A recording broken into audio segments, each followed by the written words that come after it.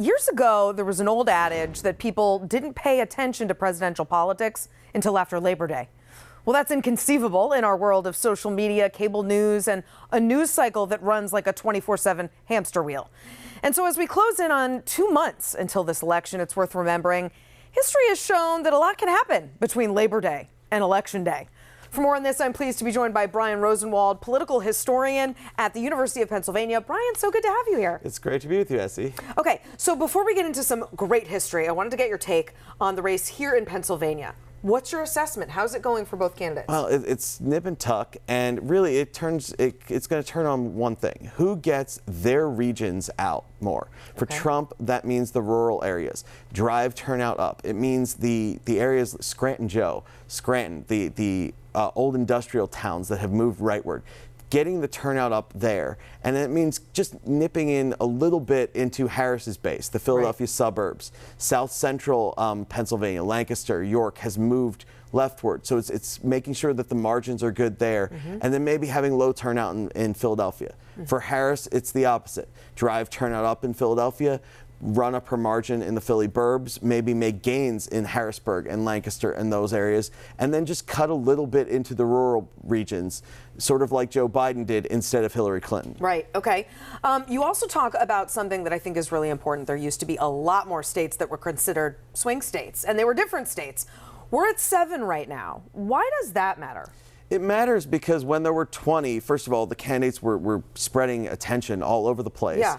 And also, there wasn't as narrow a focus on each individual region. They weren't pinpointing things. The message had to be broader. They had to appeal to more people. Right. Because there were different types of states. You could have Kentucky could be in play at the same time that, say, Rhode Island was in play. So right. you couldn't just narrow cast and play to your base. Yeah. So that's changed our politics. Well, it has. I mean, both candidates and both campaigns are just so granular now. They are looking at peeling off handfuls of voters. Believe me, you can't watch a Phillies game for more than like a half inning without seeing 12 ads, and that's been that way since April. So true. Okay, as we know, a lot can happen in politics in 2 months or even 2 weeks, but what are a couple of historical references for races that changed fairly dramatically between Labor Day and Election Day, starting with what became the most famous political newspaper front page in American history? Dewey defeats Truman. The polling was in its infancy. There weren't a lot of polls. Everyone thought Thomas Dewey was going to win in 1948. Yeah. And the end result was that it was a shocker. But Truman went on the offensive. He went and got aggressive, and he won. Hubert Humphrey came back. He didn't win, but he came back from a lot down on Labor Day because he split from Lyndon Johnson on Vietnam.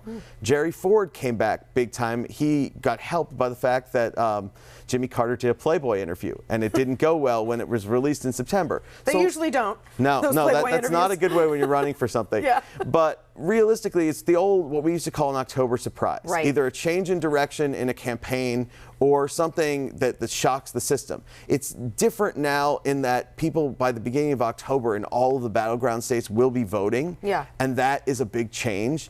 But, so it has to happen faster. But these races can change dramatically. Even in 2000, George W. Bush, the news of his DUI came out the week before the election, and Al Gore made up a lot of ground in that last week. So, well, and now it feels like there's been a January surprise, a February surprise, a March surprise, an April surprise, right? I mean, surprises all around. Don't count on anything. And I think you're right that there are still people who don't tune in until Labor Day. Yeah. But don't think we know what's coming, because it's totally variable. The lesson of the last few cycles should have been anything can happen. You heard it. That's exactly right. That's the advice. Brian Rosenwald from the University of Pennsylvania. So great to have you here. My pleasure.